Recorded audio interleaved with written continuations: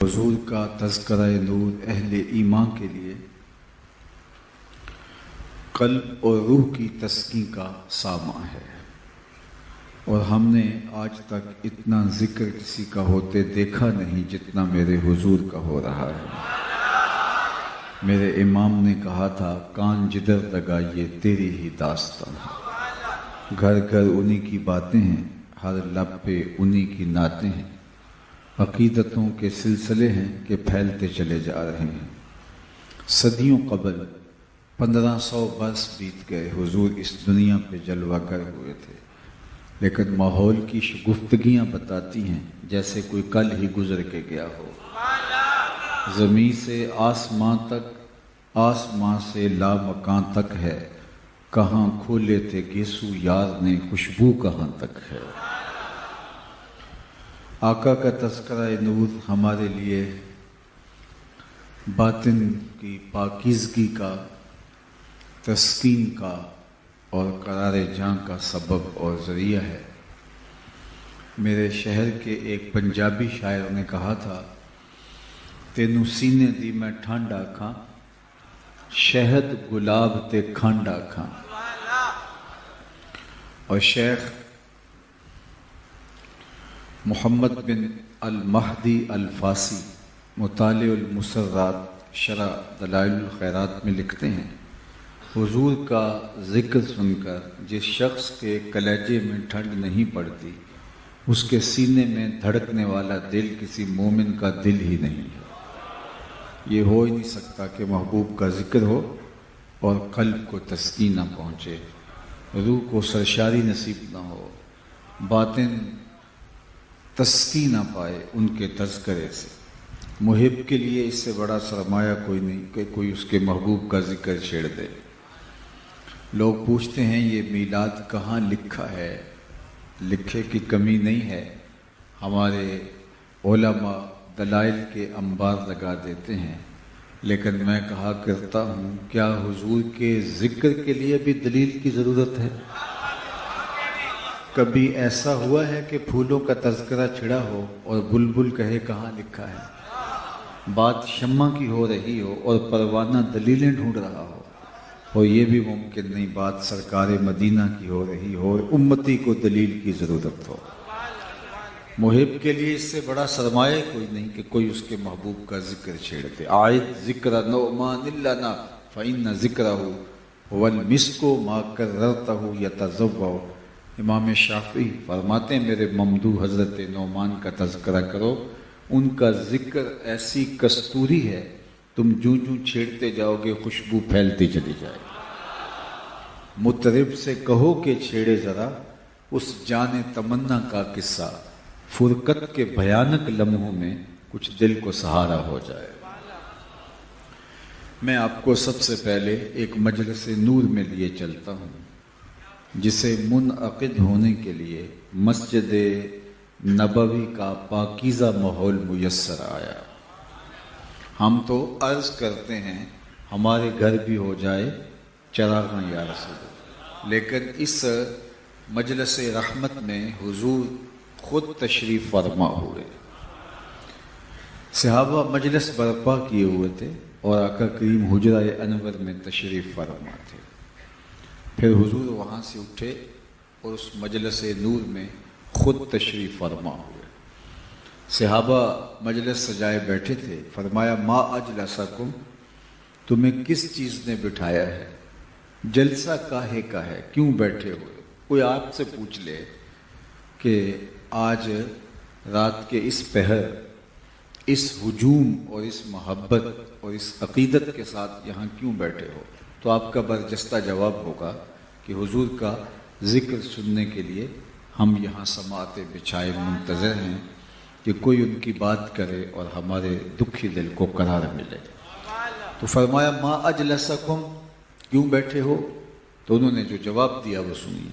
انہوں نے کہا، جلسنا نذکر اللہ ونحمدہ علی ما ہدانا لدینہ ومن علینا بک۔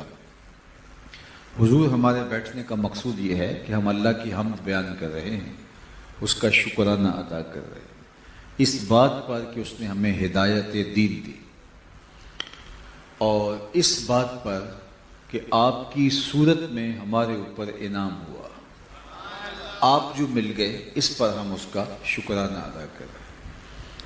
تو بظاہر تو ایسے لگتا ہے کہ بات یہی ختم ہو جانی چاہیے تھی، اور عمومی طور پہ جب اس طرح سوال کیا جاتا ہے اور ایسے جواب سے آگے بات ختم ہو جاتی ہے، لیکن حضور علیہ السلام نے فرمایا صحابہ کیا تم مجھے حلف دے سکتے ہو، قسم اٹھا سکتے ہو کہ اسی لیے بیٹھے ہو؟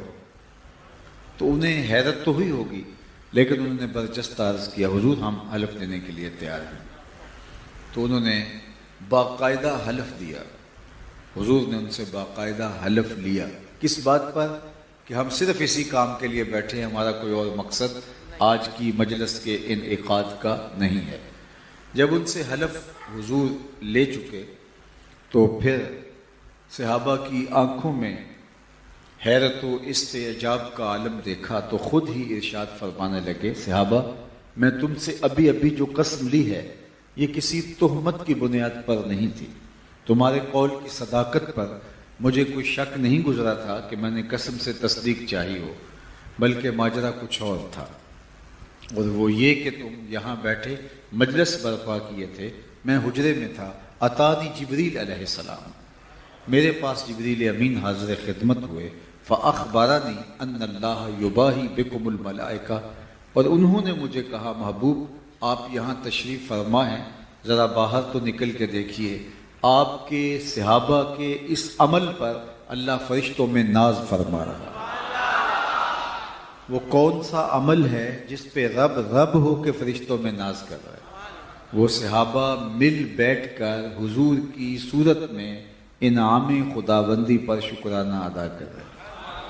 اللہ کی رحمتوں سے کوئی بعید نہیں کہ آج کی مجلس بھی قبول فرما لی جائے، اور اللہ فرشتوں سے فرمائے دیکھو 15 صدیاں بیت گئی ہیں اور یہ آج بھی بیٹھ کے اس نعمت کا شکرانہ ادا کرے، اور یہ میری اور آپ کی بخشش کا سبب بن جائے۔ باقی جہاں تک حضور علیہ السلام کی صورت میں اللہ کے عطا کردہ انعام کے شکرانے کی بات ہے تو یہ ایک شب کی محفل میلاد کیا، ساری زندگی حضور کے نام پہ لگا دیں، حق کے شکر پھر بھی ادا نہ ہو۔ ہمارے بدن پہ اتنے بال نہیں ہیں جتنے رسول اللہ کے احسانات ہیں صلی اللہ علیہ وآلہ وسلم۔ ہمارا بال قرض رسالت میں جکڑا ہوا ہے، خدا شناسی تو بہت دور کی بات ہے، ہم خود شناس بھی نہ ہوتے اگر حضور تشریف نہ لاتے، ہمیں یہ بھی لمدہ ہوتا کہ ہم کون ہیں۔ اور مجھے یہ بتاؤ جسے یہ خبر بھی نہ ہو کہ وہ کون ہے اس کے پلے ہوتا کیا ہے؟ اقبال نے کہا تھا اپنے من میں ڈوب کر پاجا سراغ زندگی، تو میرا نہیں بنتا نہ بن اپنا تو بن، اور جو اپنا بھی نہ ہو، جسے یہ بھی نہ پتا ہو کہ میں کون ہوں، میری تخلیق کا مقصد کیا ہے، میں دنیا پہ کیوں بھیجا گیا ہوں، وہ صرف دنیا پہ اناج ہی کھانے کے لیے آیا ہو تو اسے کیا پتا اپنی ذات کا اور اپنے مقصد حیات کا۔ خدا شناسی تو بہت بڑی دولت ہے، جسے خود شناسی کا نور بھی نہیں ہے تو اس کے پلے کیا ہے؟ یہ تو حضور تشریف لائے تو انسان کو پتہ چلا میں کون ہوں۔ خود سے ملاقات ہی تب ہوئی جب آقا کی دہلیز نصیب ہوئی، ورنہ مجھے یہ بتاؤ اشرف المخلوقات ہونے کے باوصف وَلَقَدْ كَرَّمْنَا بَنِي آدَمَ کا تاج انسان کے سر پہ سجا ہوا ہے، اور یہ پتھر کے اصنام کو، لکڑی کے اوثان کو، مٹی کے مادموں کو اپنا خدا مان رہا ہے، درختوں کو، حشرات الارض کو، چوپایوں کو، بہائم کو، وحوش و طیور کو، اجرام فلکیہ کو، بہتے پانیوں کو، جلتی آگ کو، چلتی ہواؤں کو اپنا خدا مان رہا ہے۔ انسان کی تاریخ تو اتنی شرمناک ہے کہ یہ مچھلی پکڑنے کے لیے کانٹے کے ساتھ جو کیچوا لگایا جاتا ہے یہ بھی کسی زمانے میں انسان کا معبود رہا ہے، اس نے بچھوؤں اور سانپوں کو خدا مانا ہے، اس نے پیپل اور برگد کے درختوں کے سامنے اپنی پیشانی کا تقدس پامال کیا ہے، اس نے ہاتھیوں اور جانوروں کو اور گائے کو اپنا خدا مانا ہے۔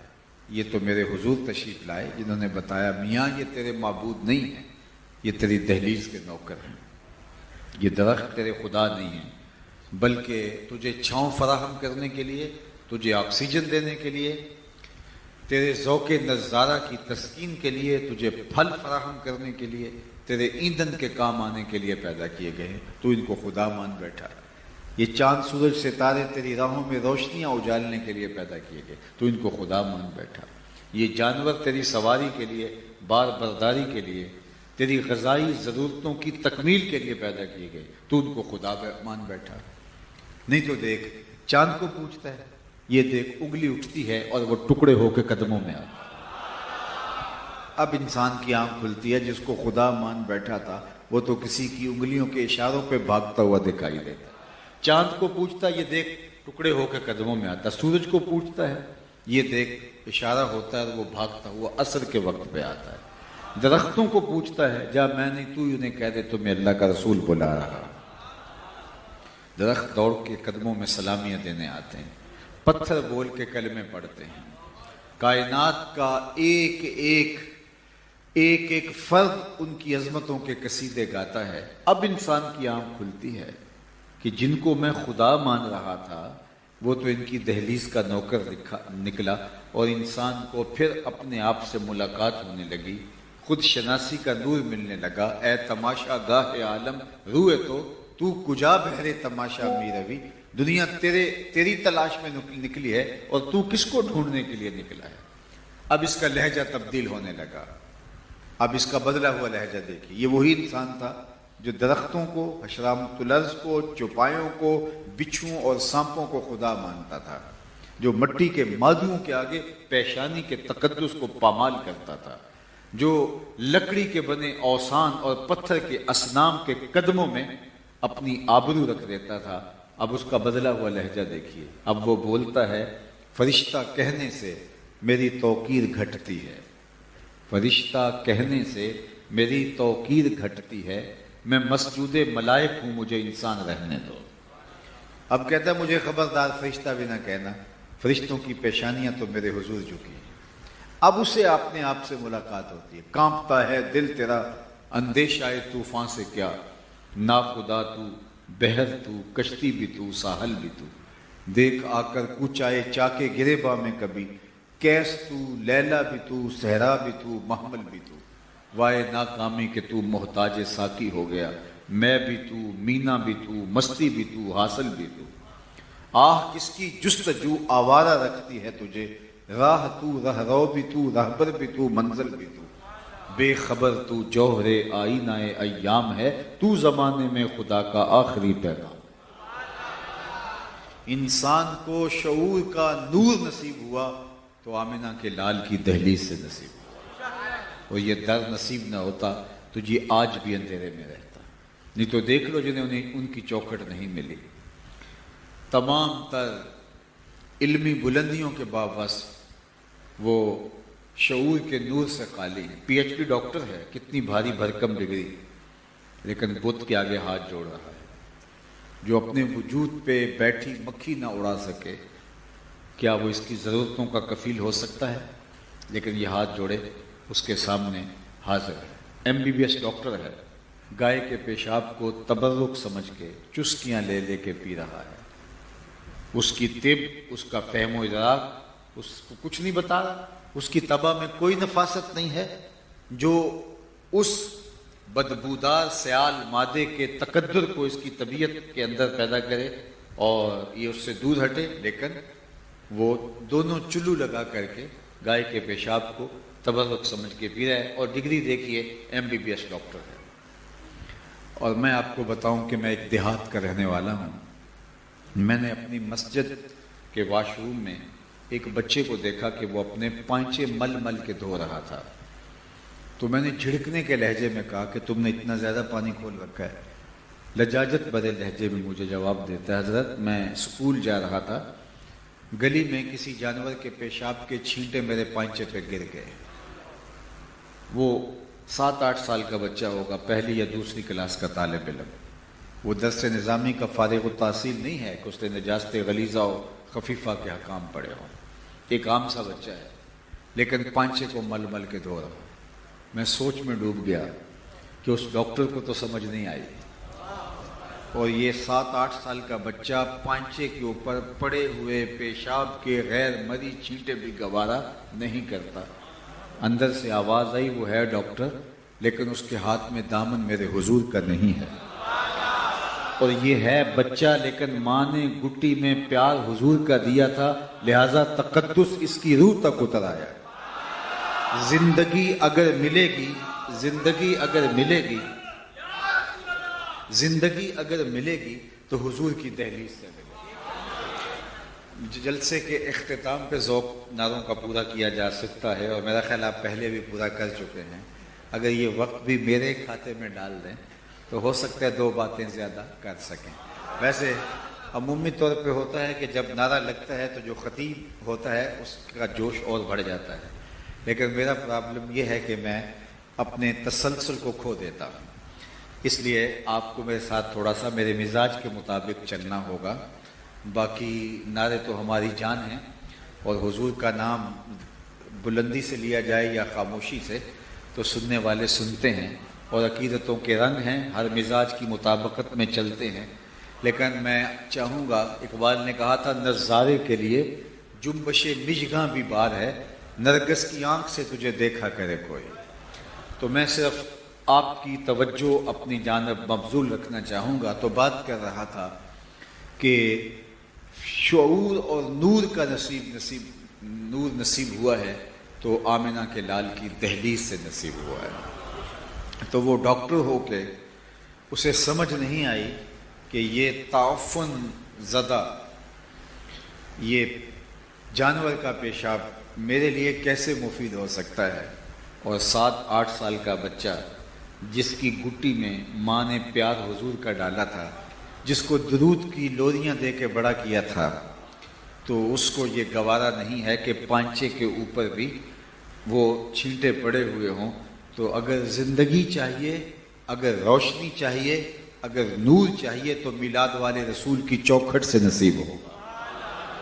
اس لیے حضرت انسان کو اس دہلیز پہ آنا ہوگا، اور جو اس دہلیز پہ آئے زندگی کے اجالے اسی کو نصیب ہوئے۔ اور میں اور آپ اللہ کا شکر ادا کریں کہ ہم مسلمانوں کے گھر پیدا ہوئے، ورنہ اس وقت دنیا کی جو آبادی ہے وہ 7 ارب سے تجاوز کر چکی ہے، 8ویں کروڑ میں داخل ہو چکی ہے، اور دنیا کے اوپر الہامی اور غیر الہامی مذاہب جو پائے جاتے ہیں ان کی تعداد بھی 500 سے متجاوز ہے۔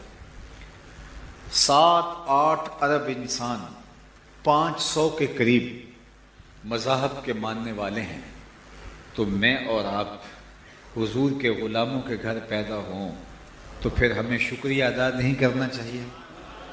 ہمیں اٹھتے بیٹھتے درود نہیں پڑھنا چاہیے؟ حضور کے نام کو چوم کے آنکھوں سے نہیں لگانا چاہیے؟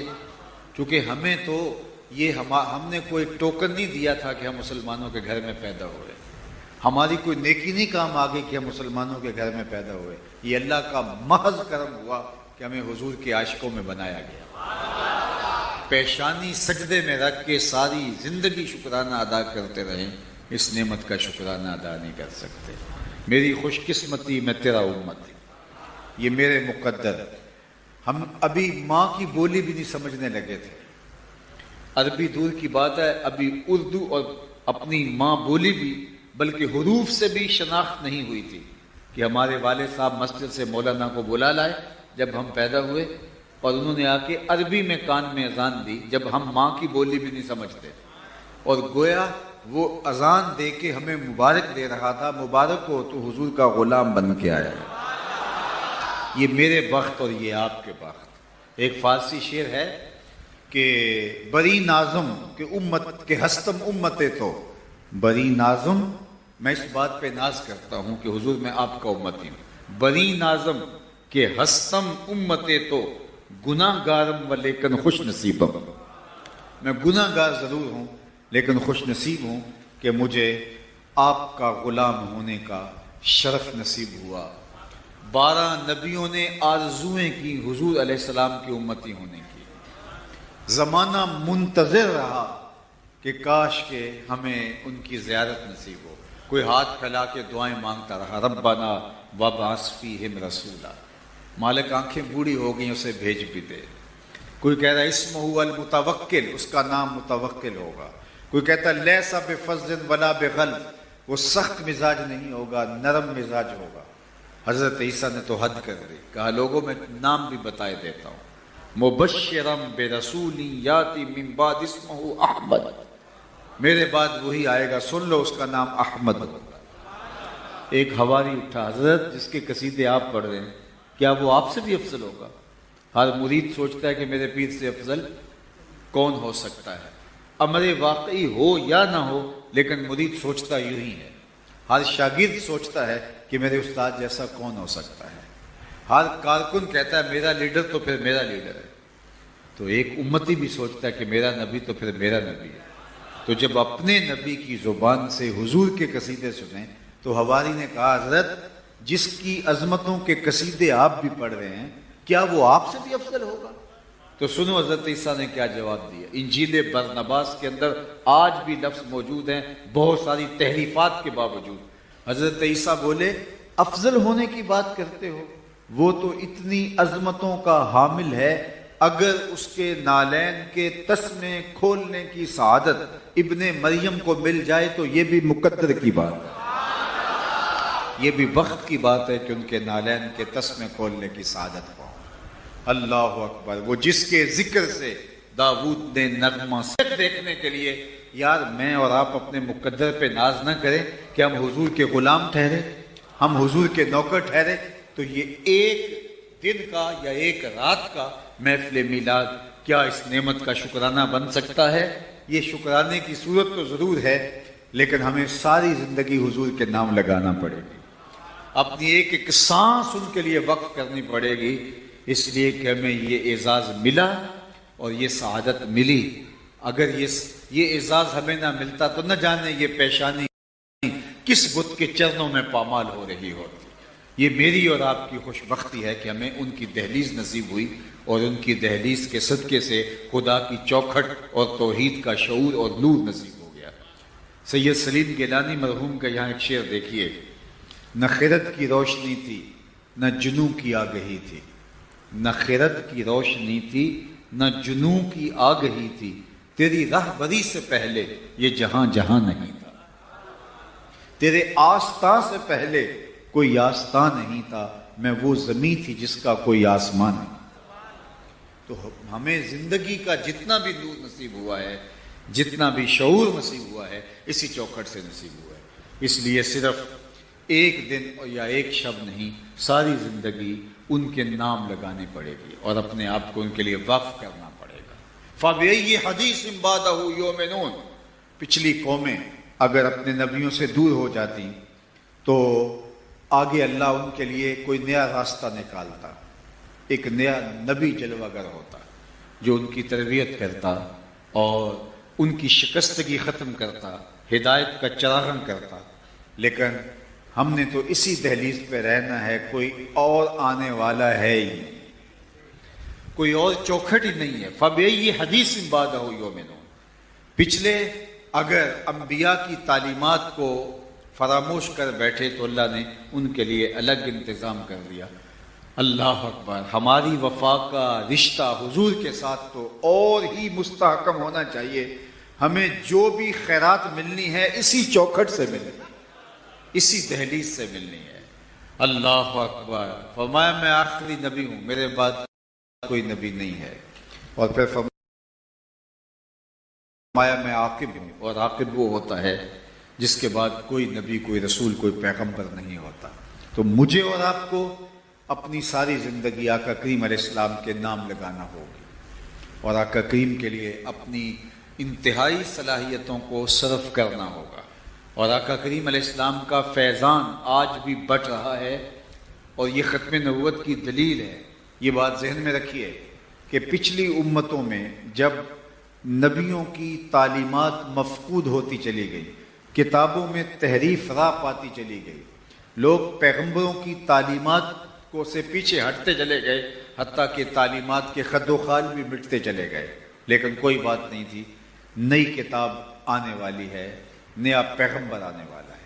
حتیٰ کہ علماء راسخین بھی ختم ہو گئے، حتیٰ کہ اولیاء بھی ختم ہو گئے. کوئی بات نہیں، اگر اس امت کے ولی ختم ہو جاتے ہیں تو نیا نبی آئے گا، وہ پیغام حق کا ابلاغ کرے گا، پھر اس امت کے ولی ہوں گے۔ لیکن حضور علیہ السلام کی امت کی من جملہ خصوصیات میں سے ایک خصوصیت یہ ہے کہ حضور کی امت میں قیامت تک اولیاء موجود رہیں گے، اس وجہ سے کہ حضور کے ساتھ ہمارا ربط کبھی بھی ٹوٹنے نہ پائے۔ اور دوسری بات کہ کتاب رحمت قرآن مجید کو تحریف سے اللہ نے محفوظ رکھا اور اس کا ذمہ اپنے ذمہ کرم پہ لیا۔ مجھے آپ بتائیے کہ کیا تورات، زبور، انجیل، صحف ابراہیم اور صحف موسیٰ، یہ قرآن کے علاوہ جو 103 کتابیں اور صحیفے نازل ہوئے ہیں، 3 کتابیں اور 100 صحیفے جو نازل ہوئے ہیں، تو مجھے بتاؤ کہ وہ اللہ کا کلام نہیں تھا؟ 100% اللہ کا کلام تھا، برحق کلام تھا، لیکن اللہ نے ان کی حفاظت اپنے ذمہ کرم پہ کیوں نہیں لی؟ اور قرآن کی حفاظت اپنے ذمہ کرم پہ کیوں لی؟ یہ ایک سوال تو بنتا ہے۔ وہ کتابیں بھی تو منزل من اللہ تھی، وہ تو اللہ کی اتاری ہوئی کتابیں تھیں، تو اللہ نے ان کی حفاظت اپنے ذمہ کرم پہ نہیں لی، تحریف ہوئی، ہو گئی، لیکن قرآن کی حفاظت اپنے ذمہ کرم پہ لی، کہا اس کی زیر زبر بھی نہیں بدل پاؤ گے۔ اسی طرح دوسرا سوال میرا یہ ہے کہ حضرت آدم علیہ السلام سے لے کے حضرت عیسیٰ تک جتنے پیغمبر آئے، لوگوں نے ان کو شہید بھی کیا، نبیوں کو نقصان پہنچایا، سر پہ آرا رکھ کے پاؤں تک حضرت زکریا چیر دیے گئے، حضرت یحییٰ کا سر کاٹ کے تشتری میں رکھا گیا اور بادشاہ کی خوشنودی کے لیے بھیجا گیا۔ ایک ایک دن میں 70 نبی بنی اسرائیل نے قتل کیے، شہید کیے۔ مجھے یہ بتائیے کہ وہ بھی تو پیغمبر اللہ کے تھے، اللہ کے فرستادگان تھے، اس کے بھیجے ہوئے تھے، اللہ نے ان کی حفاظت، ان پیغمبروں کی حفاظت اپنے ذمہ کرم پہ نہیں لی، لیکن جب بات حضور کی آئی تو فرمایا واللہ یعصمک من الناس، کی حفاظت ہمارے ذمہ کرم پہ رہی، تیرا کوئی بال بھی بیکا نہیں کر سکتا۔ حضور چمڑے کے خیمے میں تشریف فرما تھے، ایک صحابی باہر تلوار لیے پہرا دے رہا تھا، جب یہ آیت کریمہ اتری تو حضور نے سر انور باہر نکالا اور صحابی کو کہا تم ہٹ جاؤ، اب تمہاری ضرورت نہیں رہی، میرے رب نے میری حفاظت اپنے ذمہ کرم پہ لے لی۔ یار توحید بھی تو یہ ہوتی ہے نا، جب اس کے کرم کے سائے میں آ گئے ہیں تو توکل بھی تو پھر یہی ہوتا ہے، تو اس کو ہٹا دیا، کہا میری حفاظت میں رب نے اپنے ذمہ کرم پہ لے لی۔ میرا سوال اپنی جگہ پہ ہے، اور اس سوال کا جواب، اس سوال کی نوعیت کو سمجھ جائیں اور اس کا جواب جو آپ کے سامنے رکھوں گا، میرا خیال ہے ختم نبوت کے مقدمے کے حوالے سے یہ 2 چیزیں آپ کو یاد رہنے والی ہیں۔ اس کے لیے آپ کو کوئی عربی عبارات یاد کرنے کی ضرورت نہیں ہے، یہ سادہ سے 2 سوال ہے اور ان کا جواب ہے، اور یہ ختم نبوت کی دلیل ہے۔ سوال یہ ہے کہ ساری کتابیں جو اللہ نے نازل کی پچھلی، وہ اللہ کی تھی، اللہ نے ان کی حفاظت نہیں کی، تبھی ان کے اندر تحریف ہو گئی، لوگوں نے کچھ چیزیں نکال دی، کچھ اپنی مرضی کی ڈال دی، لیکن قرآن کی حفاظت اس نے اپنے ذمہ کرم پہ لی۔ اللہ اکبر۔ دوسری بات، سارے پیغمبر جو منزل من اللہ تھے، اس کے ارسال کردہ تھے، اللہ نے ان کو اپنی حفاظت کا وہ حصار نہیں دیا جو حضور کو دیا۔ نبی شہید کیے گئے، نبیوں کے سر پہ آرے رکھ کے چیر دیے گئے، گردنیں کاٹ دی گئی، لیکن حضور کی حفاظت اللہ نے اپنے ذمہ کرم پہ لی۔ آخر کیوں؟ تو جواب سنیے۔ جواب یہ ہے کہ اگر کسی کتاب میں تحریف راہ پا جاتی ہے، کوئی بات نہیں، دوسری کتاب آنے والی، اس میں تحریف راہ پا جاتی ہے، کوئی بات نہیں، تیسری کتاب آنے والی ہے، اس میں تحریف راہ پا جاتی ہے، چوتھی کتاب آنے والی ہے، لیکن قرآن کی حفاظت اس لیے اپنے ذمہ کرم پہ لی، اگر اس میں تحریف راہ پا جاتی ہے تو انسانیت کے لیے ہدایت کا اور چشمہ کون سا ہوگا؟ چونکہ قرآن کے بعد تو کوئی کتاب آنے والی نہیں، اسی لیے ایک پیغمبر کو شہید کر دیا جاتا ہے، اس کی جگہ دوسرا پیغمبر آ کے کھڑا ہو جاتا ہے، اسے شہید کر دیا جاتا ہے، تیسرا آ کے کھڑا ہو جاتا ہے، اس کو شہید کر دیا جاتا ہے، چوتھا کھڑا ہو جاتا ہے۔ حضور کی حفاظت اللہ نے اپنے ذمہ کرم پہ اس لیے لی کہ اگر حضور کو نقصان پہنچتا ہے تو اتمام توحید کون کرے گا؟ حضور کے بعد تو کوئی رسول آنے والا نہیں، کوئی پیغمبر آنے والا نہیں، کوئی نبی آنے والا نہیں۔ تو اللہ نے اپنے محبوب کی حفاظت فرمائی۔ اسی طرح پچھلی امتوں میں اولیاء ختم ہو گئے، کوئی بات نہیں، نیا نبی آئے گا، اس کی امت کے نئے اولیاء آ جائیں گے۔ اس امت میں اللہ نے اولیاء کو قیامت تک باقی رکھا تاکہ لوگوں کے لیے ہدایت کا چشمہ نہ سوکھے، حتیٰ کہ آخری ولی امام الاولیاء اور خاتم الاولیاء حضرت امام مہدی تشریف لائیں گے۔ اس کے بعد سلسلہ ختم ہوگا، قیامت تک اللہ نے ہماری ہدایت کے سامان رکھے ہیں۔ تو اللہ جل شانہ کے پیارے محبوب صلی اللہ علیہ وآلہ وسلم کی صورت میں اللہ نے انسانوں کے لیے ہدایت کا وہ سرچشمہ نور رکھا ہے کہ انسان گمراہ نہیں ہو سکتے۔ یہ بات ذہن میں رکھیے کہ ہدایت انسان کی بنیادی ضرورت ہے، اور اللہ نے انسانی قافلے کو کبھی بھی ہدایت سے محروم نہیں رکھا۔ اس کائنات کا پہلا انسان، پہلا نبی بھی ہے حضرت آدم علیہ السلام، تاکہ انسان کبھی ہدایت سے محروم نہ ہو۔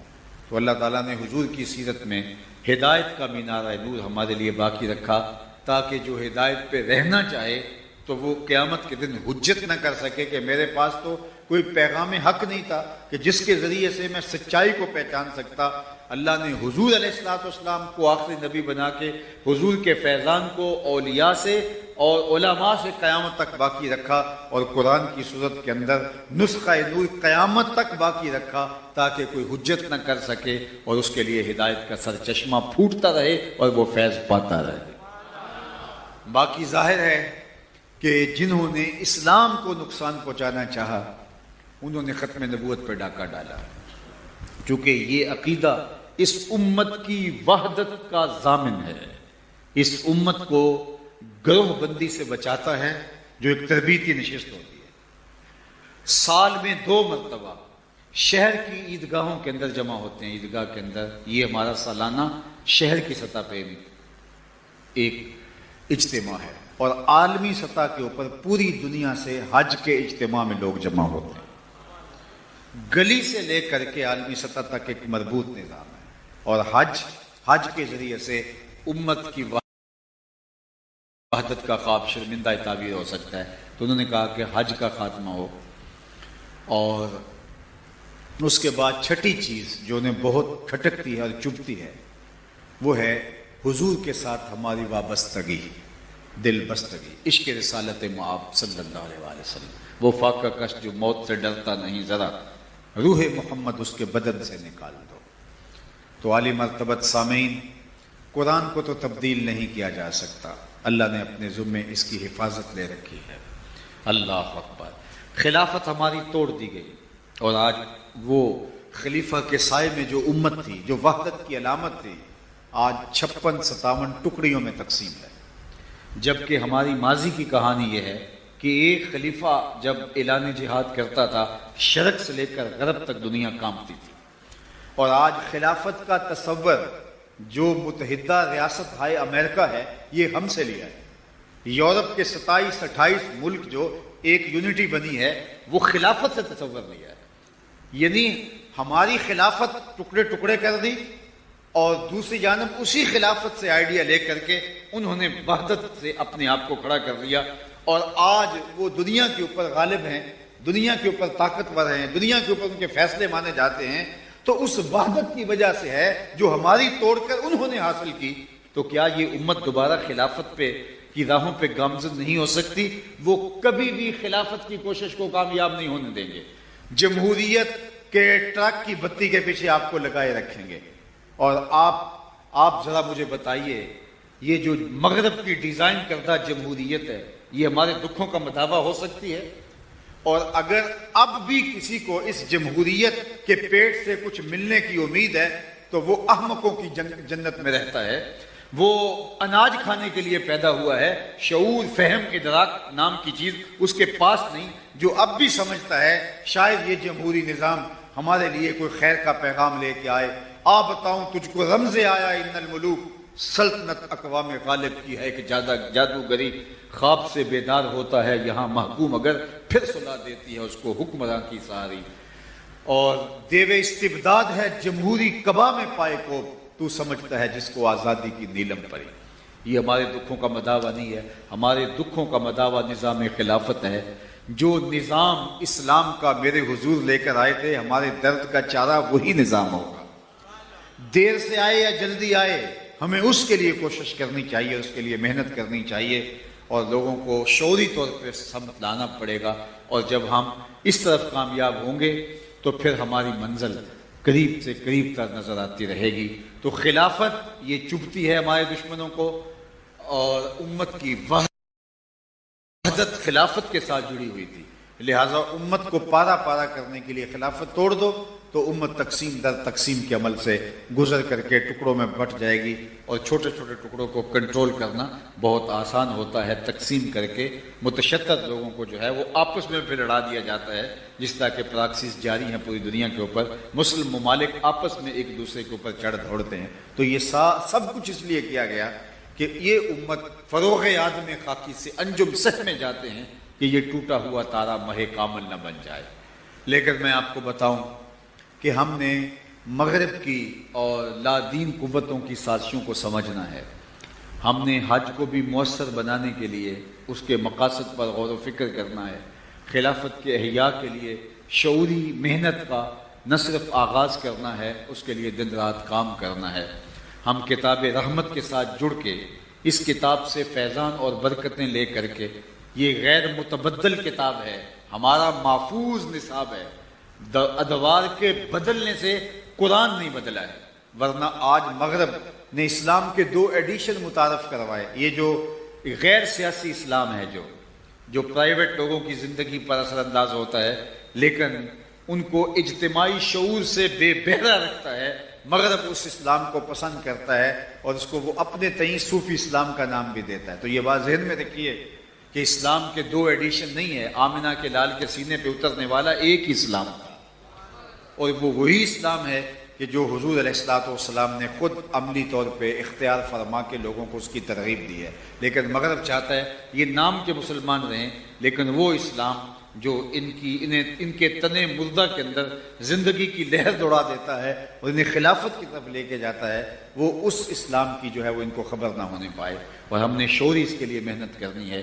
اسی طرح جو ہے وہ جہاد، یہ ذروۃ الاسلام ہے، اسلام کی چوٹی ہے، اور ذروۃ الاسلام جہاد کے ساتھ ہم نے آگے بڑھنا ہے، اور میدان عمل کے اندر جو ہے اللہ وہ وقت ہمیں دے کہ جب باقاعدہ عملی جہاد کا آغاز ہو، اور انشاءاللہ وہ ہونا ہے، یہ بات ذہن میں رکھیے گا۔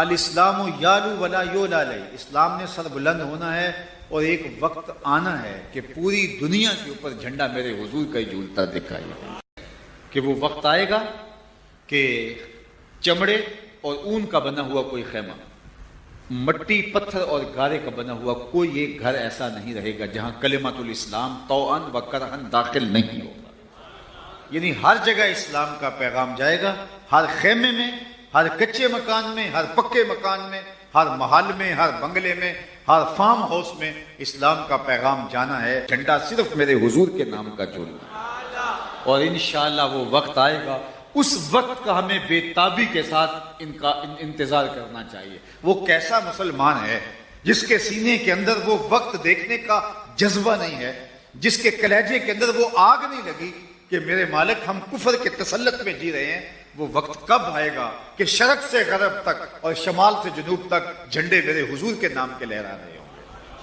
تو آئیے میں اور آپ اس وقت کے لیے عملی تیاری کریں، جد و جہد کریں، اور یہ ختم نبوت کے عقیدہ کی مضبوطی کے ساتھ جڑے ہوئے یہ ساری چیزیں ہیں۔ آئیے اللہ کے محبوب علیہ الصلوۃ والسلام کے ساتھ اپنی وابستگی کو، دل بستگی کو، تعلق کے خاطر کو مضبوط رکھیں۔ میں آخری ایک اور بات اگر آپ اس کی طرف توجہ دیں، 1,00,000 کئی ہزار نبی آئے ہیں، لیکن روئے زمین کے اوپر کوئی ایک نبی کی قبر بھی ایسی نہیں ہے جس کے بارے میں حتماً کہا جا سکے کہ یہ انہی کی قبر ہے۔ ایک نبی علیہ السلام کی کئی قبروں کے بارے میں جو ہے مورخین کی رائے ہے، مختلف ممالک مختلف پیغمبروں کی قبروں کا کلیم کرتا ہے۔ ترکی والے کہتے ہیں حضرت ایوب ہمارے پاس ہیں، اور جو ہے وہ سلالہ والے کہتے ہیں کہ نہیں یہ قبر جو ہے کتنی عالی شان، یہ انہی کی ہے۔ تو مختلف لوگ مختلف انبیاء کی قبور کا کلیم کرتے ہیں، لیکن کائنات کے اندر ایک ہی روضہ انور ہے، جہاں جب حاضر ہوتے ہیں تو پورے امام دارالہجرہ امام مالک کی سنیے، کیا خوبصورت بات انہوں نے کی۔ 3 آئمہ کا موقف ہے کہ اگر کوئی حضور کے روضے پہ جائے تو وہ کہے کہ میں حضور کے روضے پہ گیا تھا، روضے سے ہو کے آئے تو کہے کہ میں حضور کے روضے سے ہو کے آیا ہوں۔ لیکن امام مالک کہتے ہیں نہیں، اگر کوئی حضور کے روضے سے ہو کے آئے تو کہے میں حضور سے مل کے آیا ہوں، حضور کے روضے پہ جائے تو کہے میں حضور سے ملنے جا رہا ہوں۔ اللہ اکبر، یہ تیقن کی کیفیت، یہ یقین کی بجلیاں جب سینے میں کوند جائیں گی تو پھر کون نظروں میں جچے گا دیکھ کے تلوا تیرا، پھر کدھر نظر اٹھے گی، پھر کہاں نگاہ اٹھے گی۔